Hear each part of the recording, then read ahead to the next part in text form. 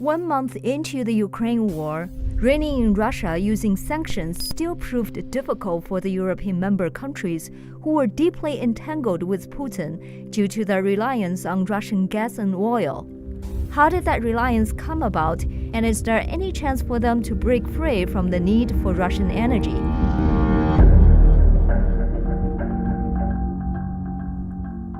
The current European dependence on Russian oil began decades ago, during the Reagan era and with the promise of a pipeline.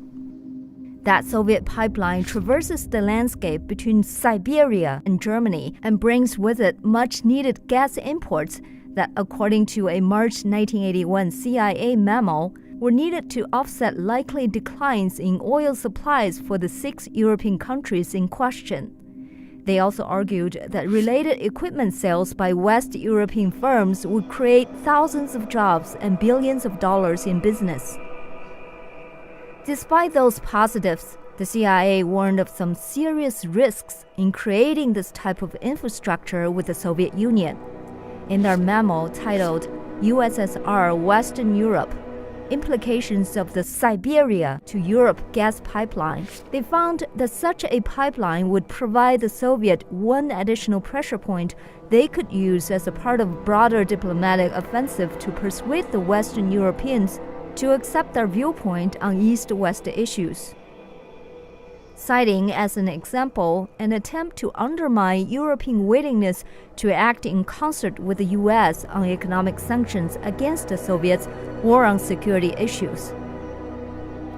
They also cite a potential for natural gas weapon, stating that the likelihood is strong that the Soviets will attempt subtle exploitation of the developing natural gas relationship, and warning that the effects of that pressure would depend on West European and NATO cohesion and will, and progress over the next few years by Western Europe in installing insurance in the form of strategic reserves and fuel substitution capability. A bitter dispute followed. Reagan vehemently opposed the pipeline and issued sanctions preventing American corporations from participating in the construction and operation of that pipeline. But after what the New York Times calls a public relations and lobbying police that played out across newspaper opinion pages, congressional committees, and a direct appeal to the White House, Reagan backed away from the sanctions, and the pipeline moved forward. In the decades since, 2 more pipelines, the Nord Stream and Nord Stream 2, have been added, both running under the Baltic Sea and taking gas from the Russian coast to Germany. Together, they could deliver 110 billion cubic meters of gas to Europe every year. But while the Nord Stream has been operational since 2011, the $10 billion Nord Stream 2 project has been put on hold. The US, UK, Poland, and Ukraine strongly opposed the project, fearing that it would provide Russia with an even greater stranglehold on Europe.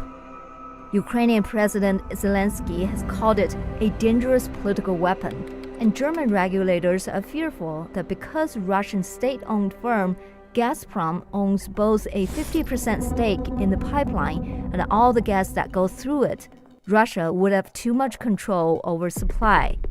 That supply is substantial. Even without the Nord Stream 2, Russia currently provides roughly 40% of the European Union's natural gas imports. Russian supply drying up leaves Europe vulnerable, especially Germany and Italy, who consume 42.6 billion cubic meters and 29.2 billion cubic meters respectively. Belarus, Turkey, the Netherlands, Hungary, Kazakhstan, Poland, China, and Japan are also at risk if Russia cuts off the supply. And Russia has a history of tinkering with the supply when they feel politically justified in doing so. The Soviets cut off oil supply to Yugoslavia in 1948, to Israel in 1956, and to China in the early and mid-1960s. More recently and more notably, Russia cut off gas supplies to the European region in the 2009 diplomatic dispute with Ukraine. According to the New York Times, they left tens of thousands of homes without heat, and more than a dozen people froze to death, mainly in Poland, before Russia reopened its pipelines. The risks the CIA warned us of in 1981 are just as real today, and we are just as unprepared for them. The EU had proposed a plan to end reliance on Russian oil by 2030, but now, 8 years ahead of that date, finds itself scrambling to find alternatives in order to end their participation in the funding of the attack on Ukraine. The US has committed at least 15 billion cubic meters to Europe in the remainder of 2022, along with its commitment to making sure the family in Europe can get through this winter and the next, while we're building the infrastructure for a diversified, resilient, and clean energy future, as Biden said in a recent statement at the U.S. Chief of Mission residence in Brussels.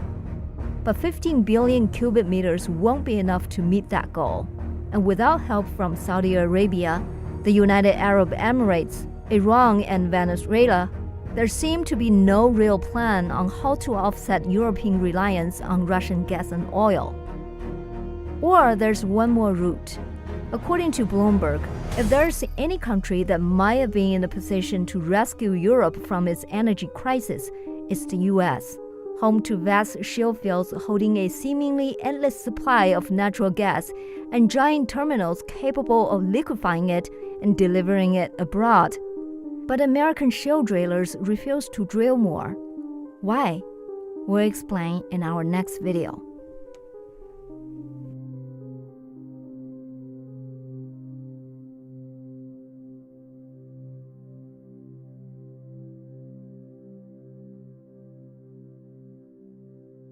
也是从贞元19年开始，元稹的名字逐渐成为白居易的笔下主角。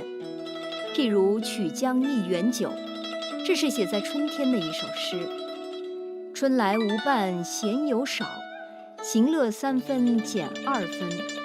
何况今朝杏园里，闲人逢尽不逢君。春天来了，白兄出门赏花去了。